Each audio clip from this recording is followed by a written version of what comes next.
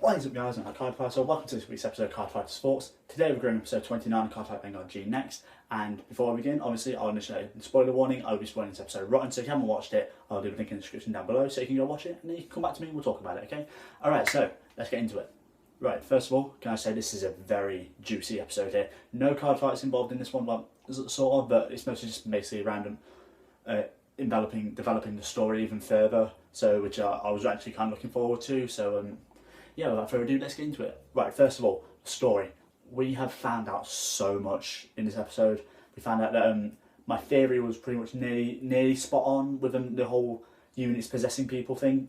It's sort of like tweaked a little bit, but in a way I was right, so I'll get into that. So yeah, anyway, like, this whole thing with possessing units is called different world riding, or diff riding, which is really interesting because that explains why Kazumi's team is named that, and it explains what all these like symbols on these people, like the units linked with them, have. Aside from mumbling here, but it is really interesting. Like, we found out Kazumi is not actually Kazumi at all. It's Shiranui in Kazumi's body, because somehow Kazumi has found a way to possess or defraud without Kazumi's consent. Pretty much, you don't know what defrauding is. It's pretty much when a unit and a person have a connection that's so strong that they actually sort of merge together in like a spiritual way, so they sort of become one, and it's due to the consent of the actual person, or the Vanguard, actually accepting the unit that's come over from Cray as a sort of like I guess in a way the community says it as a tourist in a way, because all these units coming from Cray due to the Stride Gate being open in the previous season, sort of like come over to planet Earth as a sort of like a sort of explore and learn about a different world, which is really interesting if you think about it. And pretty much some of these units have like connected with their avatars and have sort of become one being, whereas there's some of the units such as Shiranui who have done this without their person's consent, and without the leader of Vanguard, the Messiahs, the creators, actually seeing it. So like they have no control over it, and Shiranui is just doing what he wants, and without anyone knowing that it's actually him. Everyone just thinks it's Kazumi. Like, we all thought it was Kazumi for a time, and so yeah, we just really found out that it's Shiranui that's been controlling the whole meeting, which answers a lot, but also increases the amount of questions that we've had. Like, for example, like, what about the other team? What about the other teammates of Defrauders? Like, are they possessed? Are they fully in control of their bodies? Did they consent to this? We don't know, but it's similar to it's the same with Noah, who got possessed. I'm going to say possessed because he was possessed by Chaos Breaker, and so he's completely gone. This is Chaos Breaker in a human form, pretty much. The same with Kazumi. So it's sort of similar to Ren in season 1, how it was Ren but wasn't Ren, and this is like the same. It's Kazumi but it's not Kazumi. This is Shiranui in Kazumi's body. He's controlling his mind.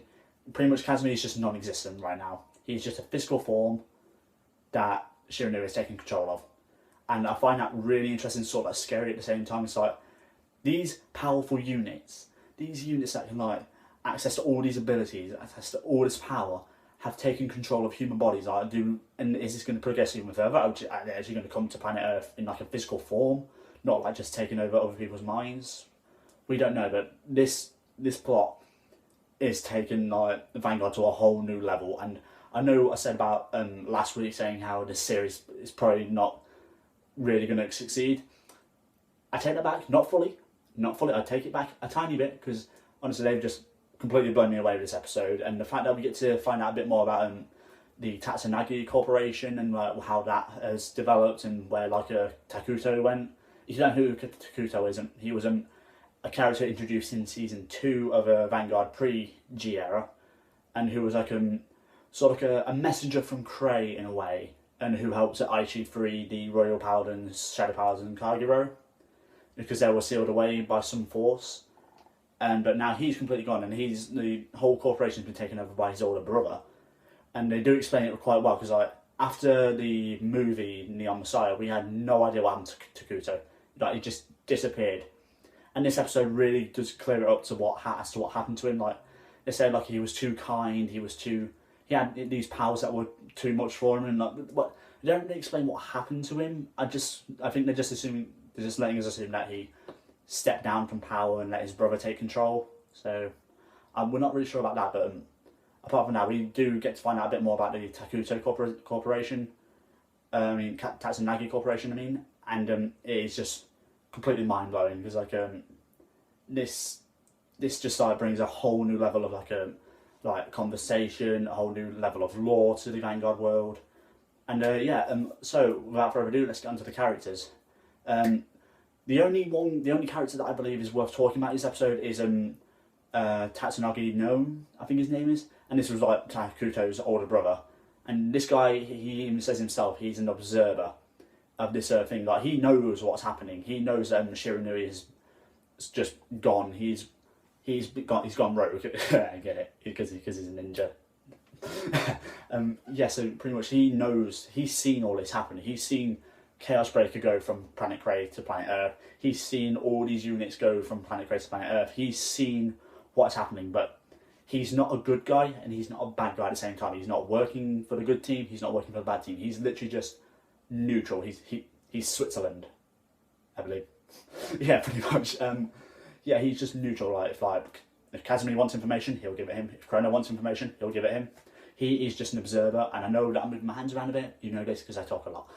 And I really do like this character. I hope we see a bit more of him because this character is really interesting. Although we only see pretty much this character, I think, has shown more information, given more information than any other character in this episode, in this season, in this whole universe of Vanguard, in just 15 minutes, literally his whole entire screen time. He's given more information within the G era than any other character has, and I believe that is just insane because that just proves that Bushiroad can develop a character to the point where they can outshine other characters without even being in the actual series, like just one episode. That's all they need. And I really do like the way they've made this character, not just how neutral he is. Like even when Chrono's pretty much threatening, like, why didn't you tell us this? Why didn't you tell us that? It's like, you didn't ask.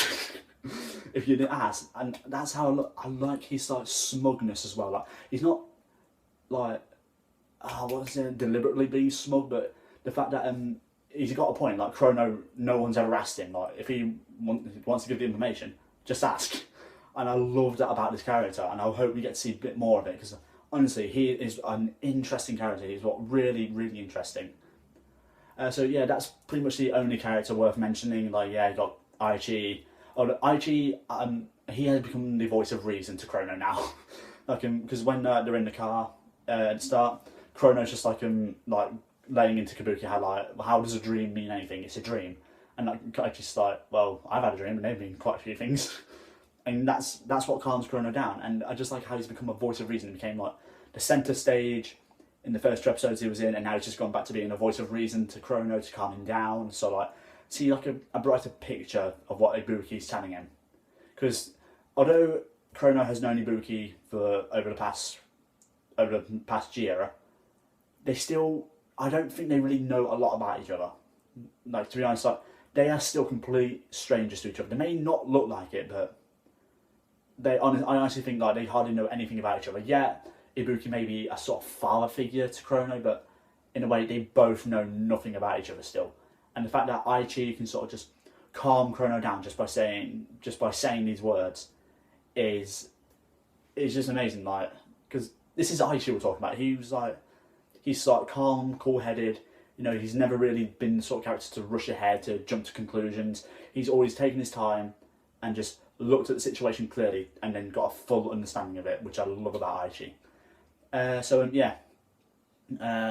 This is that's pretty much all the characters. Another bit about the story, it's when Tatsunagi Gnome mentions how Chrono's a singularity. Now we don't know what that means exactly, but obviously due to his connection or deep connection with his units, the Gear Chronicle units, he has no special powers himself like Aichi with his Psyqualia, but the fact that he has such a strong connection with his units makes him a singularity, and why that makes Shiranui interested in him, we don't know. Maybe this will be explained in further episodes, but until the point now, we just think that because Chrono has such a strong connection with his units, that interests Shiranui in a way that I want this guy.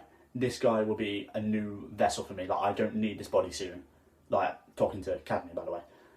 And the fact that Kazumi is literally just like sort of like a backup host in a way, until Shiranui has the power to move over to Chrono, which I don't think will happen. I think we'll get close to, but I don't think it'll actually happen. I mean, that's my theory at least. So yeah, that's pretty much it. Like, there's no really actual card fights. There was like card fights between Kazuma and the Trinity Dragon team, but that was literally just like to fill in the gaps between the episode to keep people interested. You know, like, because you don't just want one whole scene just rambling on.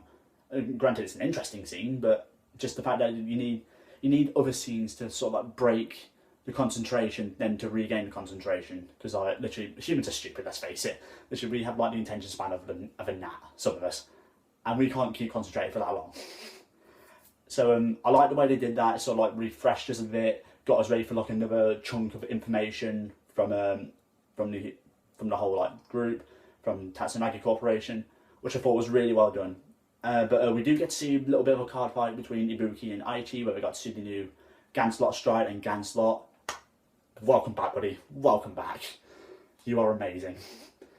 So yeah, the way that Aichi sort of like revealed this card was amazing. It came out of nowhere, so I would have liked maybe a little bit more build up to Ganslot being revealed. You know, as he's like one of the main Royal Paladin units, let's just say, who's had a long time coming to return. Because the last time we saw him was in Liberators, and that was God knows how long ago. That was in season 3, and that wasn't like near the end of it. So yeah, but yeah, like this episode has been chock full of information, and I'm really glad they did this. And hopefully they do a bit more episodes like this in the future. Because like through the previous episode, while they were entertaining to watch, well, most of them, they didn't really give us that much information. Yeah, some of them did, but the majority didn't. They were literally just showing off new cards. You know, advertising the new sets that are coming out. They didn't actually give us like full-on information as this episode did. So if they keep it up like this, like, you know, every few episodes every now and then, I will personally enjoy that. Because when it comes to Vanguard, I am a sucker for the lore. I'm a sucker for the story. I like the card game. I like the artwork. I like the story. It's very good. Also the artwork between all these cards. I thought the new Ganslot unit looked amazing. Like, he definitely brings out Ganslot's classical look by still giving it a new sort of renovation, I guess you could say.